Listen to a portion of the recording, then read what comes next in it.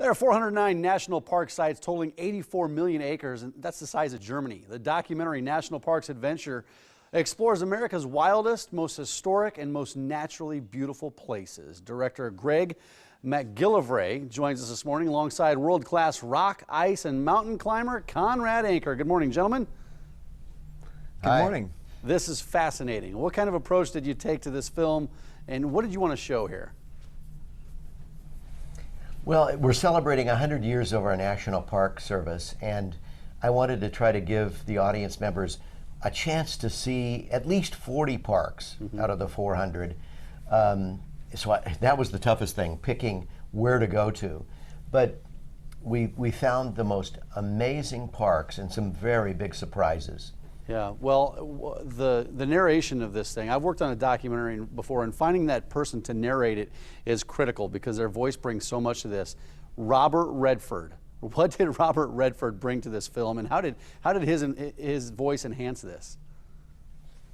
Well, Robert Redford, for me, and I think most everyone, is a national treasure. He's a man of the outdoors. He lives in the West. He loves nature, and he loves the national parks. In fact, when he was a kid, he was healed in a way from a very mild case of polio by going to the parks and experiencing nature with his parents. And that kind of love of the parks is there in him today. So his voice is perfect for this movie. Yeah, I'm thinking about some of the national park sites out there, and there's some national parks that we all know about.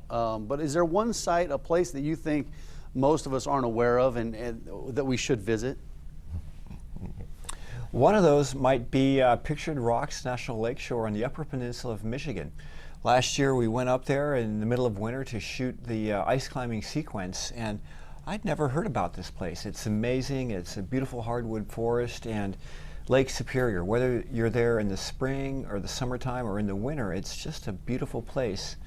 And it's indicative of the National Park System. They find and preserve the most beautiful places we have in our country. Yeah, we were all blown away by this spot. It's amazing.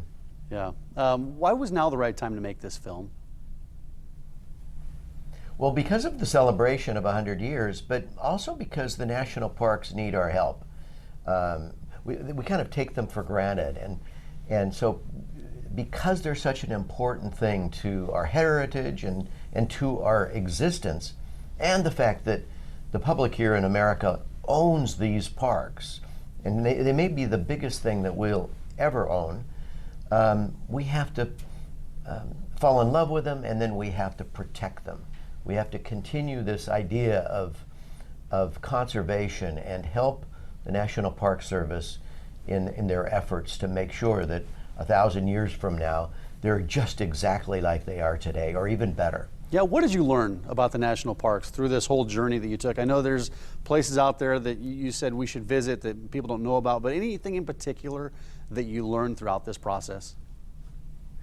There's 409 units in the National Park System, and of that there's 59 parks that are wilderness and filled with animals and places like that. But there are also places like the National Mall, the Tuskegee Airmen, special memorial place. So there's all these places that embody the history of the United States. So it's a great glimpse into the wilderness that creates our country, but also the history that brought us to where we are today. Yeah, well, this is out right now, National Parks Adventure.